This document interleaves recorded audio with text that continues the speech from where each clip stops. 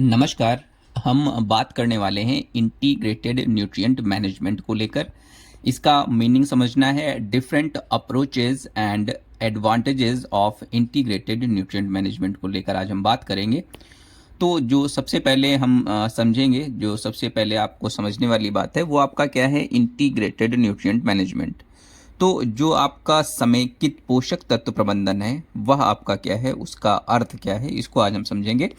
तो integrated nutrient management is the balanced and combined use of chemical fertilizers. मतलब जो आपका समेकित पोषक तत्व प्रबंधन है उसका अर्थ यह है कि रासायनिक उर्वरकों, chemical fertilizers, organic manures and biofertilizers to maintain soil fertility, increase crop productivity and ensure sustainability। मतलब रासायनिक उर्वरकों, जैविक खादों और जैव उर्वरकों का संतुलित एवं संयुक्त प्रयोग जिससे मिट्टी की उर्वरता बनी रहे और जो आपका फसल की उत्पादकता है बढ़े और खेती टिकाऊ रहे। तो अगर सीधा सीधा कहा जाए कि जो आपका इंटीग्रेटेड न्यूट्रिएंट मैनेजमेंट है उसका क्या मतलब है, उसका मतलब ये है कि जो भी आपके केमिकल फर्टिलाइजर्स हैं, केमिकल फर्टिलाइजर्स का मतलब जो आपके रासायनिक उर्वरक हैं, जो आपके ऑर्गेनिक मैन्योर्स हैं, ऑर्गेनिक मैन्योर्स सबसे पहले। जो केमिकल फर्टिलाइजर्स का मतलब जैसे आप यूज़ करते हैं यूरिया, डीएपी और एमओपी, तो ये आपके केमिकल फर्टिलाइजर्स हो गए। ऑर्गेनिक मैन्योर्स का मतलब आपकी गोबर की खाद हो गई, कंपोस्ट हो गया, वर्मी कंपोस्ट हो गया, तो ये आपके ऑर्गेनिक मैन्योर्स हो गए। एंड बायो फर्टिलाइजर्स में मतलब आपका राइजोबियम हुआ, पीएसबी हुआ, बीजीए हुआ, तो इनका हम लोग कंबाइंड इस्तेमाल करते हैं अपने क्रॉप प्रोडक्शन के लिए। इससे क्या होता है, आपका सस्टेनेबल एग्रीकल्चर, टिकाऊ खेती बनी रहती है। तो अब हम बात करेंगे अप्रोचेज ऑफ आईएनएम। तो जो आपका इंटीग्रेटेड न्यूट्रिएंट मैनेजमेंट है इसके अप्रोचेस क्या हैं, तो जो सबसे पहला इसका अप्रोच है वो क्या है, केमिकल फर्टिलाइजर्स। मतलब जो केमिकल फर्टिलाइजर्स हैं, तो chemical fertilizers balanced use of NPK and micronutrients. तो जो भी आपके केमिकल फर्टिलाइजर्स हैं उसका हम लोग इंटीग्रेटेड न्यूट्रिएंट मैनेजमेंट में जो है संतुलित प्रयोग करते हैं। किसका, नाइट्रोजन, फास्फोरस एंड पोटेशियम का। तो नाइट्रोजन, फास्फोरस और पोटेशियम जो आपके हैं ये आपके प्राइमरी न्यूट्रिएंट है, आपको पहले से पता है। और जो भी आपके सूक्ष्म पोषक तत्व हैं या जो भी आपके न्यूट्रिएंट हैं, जो भी आपके केमिकल फर्टिलाइजर्स हैं, उसका इंटीग्रेटेड न्यूट्रिएंट मैनेजमेंट के अंतर्गत क्या करना है, बैलेंस्ड यूज़ करना है, मतलब संतुलित उपयोग करना है। तो ये एक पहला आपका अप्रोच हो गया इंटीग्रेटेड न्यूट्रिएंट मैनेजमेंट का। मतलब जो आपके केमिकल फर्टिलाइजर्स हैं उनका जो है बैलेंस्ड इस्तेमाल करना है। इसके बाद आपका जो नेक्स्ट है ऑर्गेनिक मैन्योर्स। ऑर्गेनिक मैन्योर्स आपका क्या है, ऑर्गेनिक मैन्योर्स आपको सभी को पता है, जो भी आपके हैं कंपोस्ट है, आपके जो फार्म यार्ड मैन्योर्स हैं, फार्म यार्ड मैन्योर्स। इसके बाद आपका जो ग्रीन मैन्योर्स है और जो आपके क्रॉप रेजिड्यूज हैं।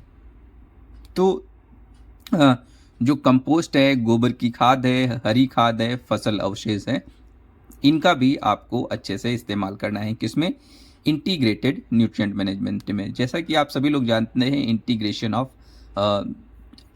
Different fertilizers, manures and bio fertilizers. तो जो आपकी जैविक खादें हैं, कंपोस्ट, गोबर की खाद, हरी खाद, फसल अवशेष, इनको भी आपको समेकित प्रबंधन करना है। इसके बाद जो आपका नेक्स्ट है बायो फर्टिलाइजर्स। तो जो भी आपके बायो फर्टिलाइजर्स हैं, बायो फर्टिलाइजर्स में आपका जैसे राइजोबियम हुआ, जो आप राइजोबियम जानते हैं कि राइजोबियम क्या करता है, ये एटमॉस्फेयर की जो नाइट्रोजन होती है उसको हमारी रूट्स में फिक्स करने का काम करता है। एजेटोबैक्टर, राइजोबियम जैसे ये आपका सिम्बियोटिक एसोसिएशन के साथ हमारे प्लांट्स के साथ रहता है, और जो एजेटोबैक्टर है ये आपका नॉन सिम्बियोटिक एसोसिएशन के साथ हमारे प्लांट्स के साथ रहता है। अजोस्पाइरलम हुआ आपका bio fertilizer, blue green algae हुआ, माइकोराइजा हुआ। तो ये जो कुछ आपके बायो फर्टिलाइजर्स हैं, तो इनका जो है हम लोग प्रयोग करते हैं किसमें, आईएनएम में, मतलब इंटीग्रेटेड न्यूट्रिएंट मैनेजमेंट में। तो जो इसका मेन अप्रोच क्या है, आपको केमिकल फर्टिलाइजर्स का इस्तेमाल करना है, आपको ऑर्गेनिक मैन्योर्स का इस्तेमाल करना है, और सबसे जो लास्ट आपका है बायो फर्टिलाइजर्स। तो इन तीनों का जो है समेकित मतलब प्रबंधन करना है आपको क्रॉप प्रोडक्शन के लिए। तो इससे क्या होगा, आपका क्रॉप प्रोडक्शन अच्छा होगा और जो आपका इकोसिस्टम है वो भी आपका मेंटेन रहेगा।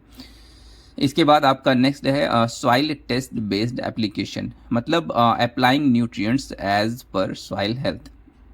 अब एज पर सॉइल हेल्थ मतलब जो आप सॉइल में न्यूट्रिएंट्स का एप्लीकेशन करेंगे, जो आप सॉइल में न्यूट्रिएंट्स का एप्लीकेशन देंगे, तो वो किस बेसिस पे देंगे, वो आप देंगे आपकी सॉइल का हेल्थ कैसा है, आपका उसका जो फिजिकल कंडीशन है वो कैसा है। तो उस बेस पे आप सॉइल को टेस्ट करेंगे। सॉइल का टेस्ट करके आप उसमें देखेंगे कि आपके जो फर्टिलाइज़र्स हैं, फर्टिलाइज़र्स का मतलब जो आपके न्यूट्रिएंट हैं, उनकी न्यूट्रिएंट की अवेलेबिलिटी आपके सॉइल में किसकी अधिक है, किसकी नहीं है। तो उस बेसिस पे हम लोग क्या करेंगे, अपनी सॉइल में न्यूट्रिएंट्स को देने का काम करेंगे। जो कि आप न्यूट्रिएंट्स जानते हैं आपके कितने होते हैं, 17 एसेंशियल प्लांट न्यूट्रिएंट्स हैं। तो उन सब का हम लोग एनालिसिस करेंगे, उसी बेसिस पे हम लोग वो सॉइल में देने का काम करेंगे, जिससे आपकी मृदा की जो उर्वरा शक्ति है, जो उसका स्वास्थ्य है, जो उसका हेल्थ है, वो अच्छे से बना रहे।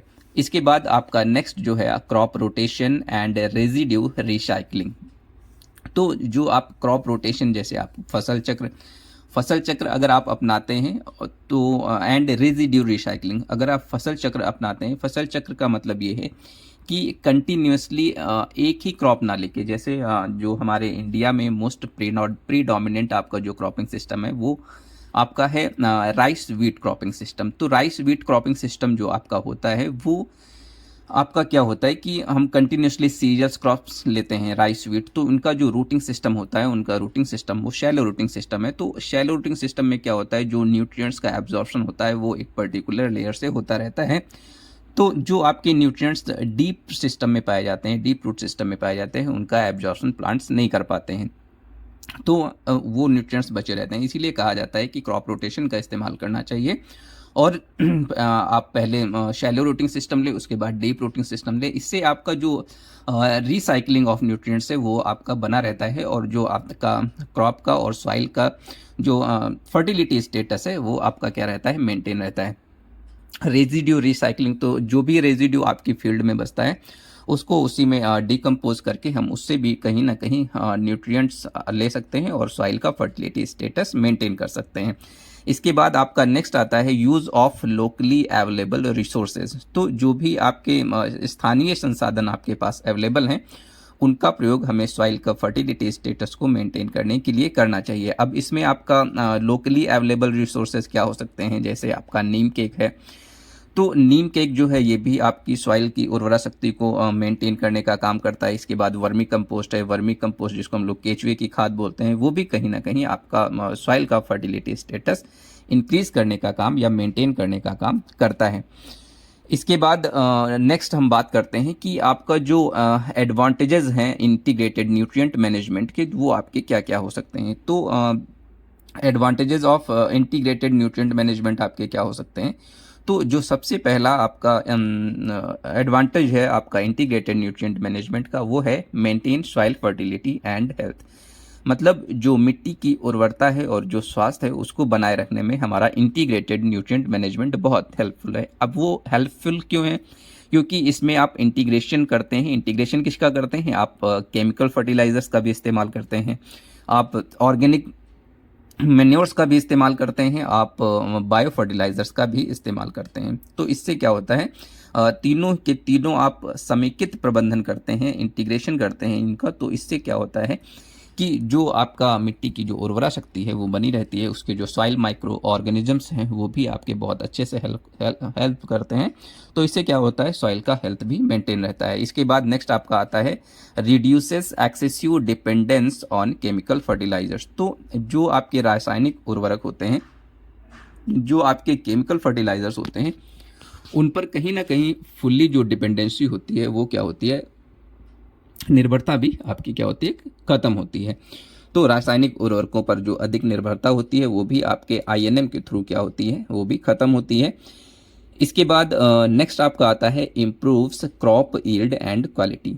तो जो फसल की पैदावार है और जो गुणवत्ता है वो भी हमारा इंटीग्रेटेड न्यूट्रिएंट मैनेजमेंट बढ़ाने का काम करता है। तो आपका जो इंटीग्रेटेड न्यूट्रिएंट मैनेजमेंट है आपकी पैदावार को भी बढ़ाता है, कहीं ना कहीं उसका गुणवत्ता, उसकी क्वालिटी को भी बढ़ाता है, क्योंकि हम कम से कम केमिकल्स का इस्तेमाल करते हैं और अपने इकोसिस्टम को मेंटेन करने का काम करते हैं। इसके बाद नेक्स्ट आपका आता है इंक्रीजेज न्यूट्रिएंट यूज एफिशिएंसी।